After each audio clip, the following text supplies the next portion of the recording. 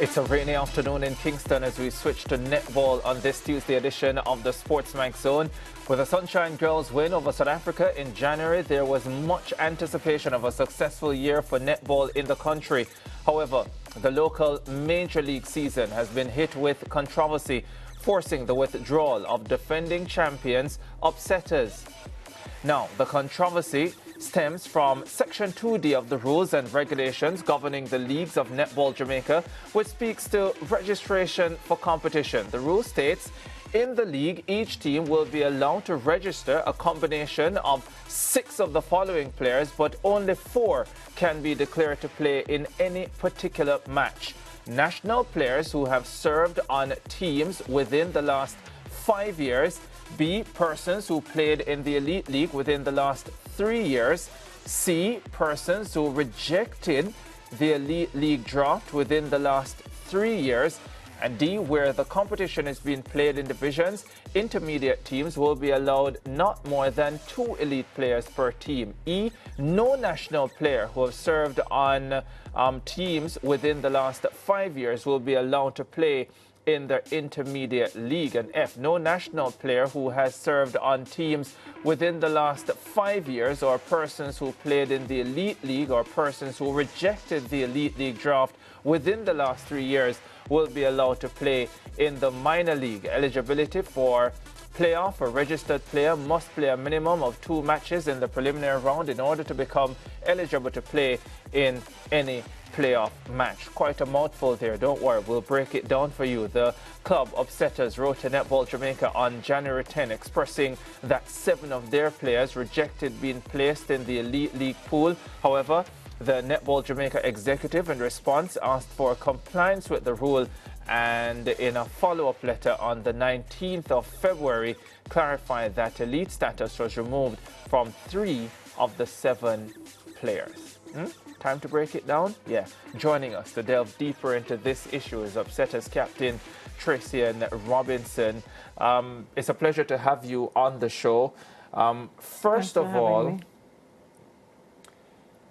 we've just gone through the rules and the regulations as set out by Netball Jamaica. Your club, Upsetters, started the competition. You have now withdrawn from the competition. You didn't play the last round of matches at the weekend. That's correct? That's correct. Can you explain to us the main issue or issues that you are having? All right, good evening again. Thanks for having me. I must make amends to the number of players. 3 players were removed, but 2 is from Upsetters and 1 from Jamalco. So the rules that are on the table now that we have been asking for in writing up until this afternoon, we were still not in possession of those rules. No, we would have wrote to... Are you speaking to the same rules that we just read through? Just read through. So we would have sent a letter with all 7 players on the team to Netball Association from in April of last year. The letter was not responded to. All 7 players who indicated they're not interested in being a part of the draft signed that letter, and it was sent from April. In January of this year, a second letter was sent because we did not get a response from Netball Association. They responded to that letter as it relates to the players being in the pool, and if the refusal is made from being in the Elite League, then the rules would be enforced. So, as we are now, a number of your players who have been designated as elite players are unable to take part in the competition. Well, they have somehow divided the elite pool into 2 categories. Now we're hearing that they have an A category and a B pool. Now, 2 players were placed in the A pool and 2 was placed in the B pool. Somehow they released the players in the B pool, but not their players in the A pool. However, we have a player from the other team that was released, or the elite status was removed from her name on the basis that she was not notified. She was not officially notified about being in the pool. Yes. We are in the same position. None of our players were informed about being in the pool. So we want to know now. Are your players new to the pool? Have they previously been in the pool? Right. They both played in the pool, in the league, sorry, in 2019. That was the last time they played. So they would have... So that was 6 years ago. 6 years ago. So the elite status would have been removed from their names. Now, these players wouldn't have been playing over these years. And 2 years ago, we decided to form a local franchise because we are originally a team from Brooklyn, New York.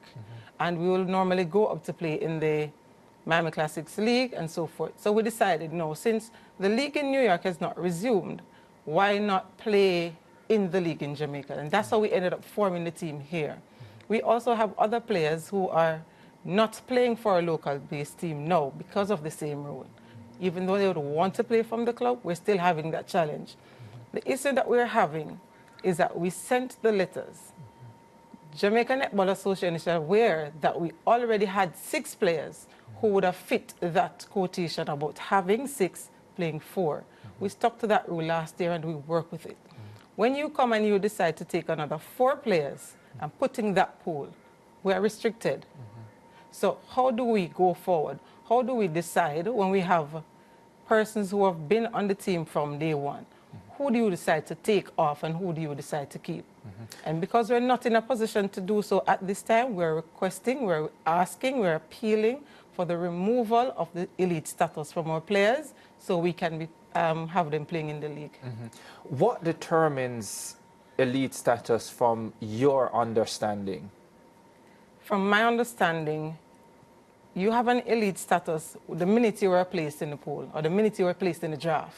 For the elite league? For the elite league. Yes. Whether or not you decide that you want to play in the league, once your name goes on that list, you are considered an elite player. That's what I am getting from what they're saying now. And you have an issue with that because you're saying if I am a player, I represented Jamaica 10 years ago, I have no interest in representing the Sunshine Girls again. I also have no interest in playing in the elite league. I just want to play in the open league, which is a lower division. Then I should be allowed to do that, and I shouldn't be forced. That I want to play for, because they'll be fine to go play for another club, but they want to play for Upsetters because that's the team they're a part of.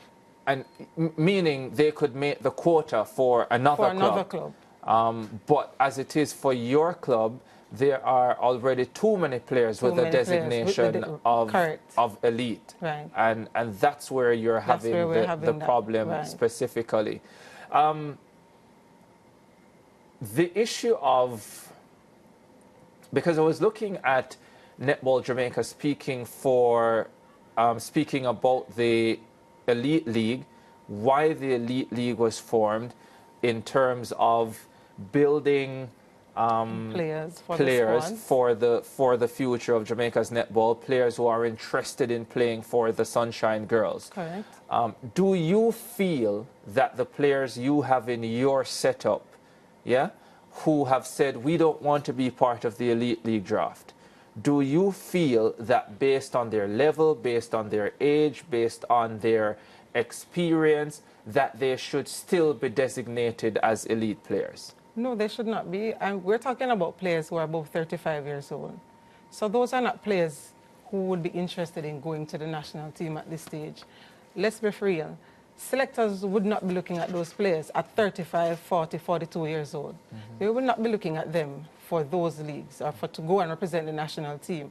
So on that basis, if the league was designed for upcoming players or to develop players to get into the squad, why then are we focusing on retired players? Because in fact, most of us on the team, we're actually in retirement. We haven't played for 5, 6 years, and we're coming together as a team, and all we want to do is to play for our clubs. Yeah, just quickly, this is the rules and regulations governing the Netball Jamaica Elite League, and in the introduction it says the Netball Jamaica Elite League seeks to provide exciting high-intensity games in which locally based members of the Sunshine Girls squad, members of the Jamaica A team, the National Development Squad, and others aspiring to become Sunshine Girls have an opportunity to display their skills and abilities.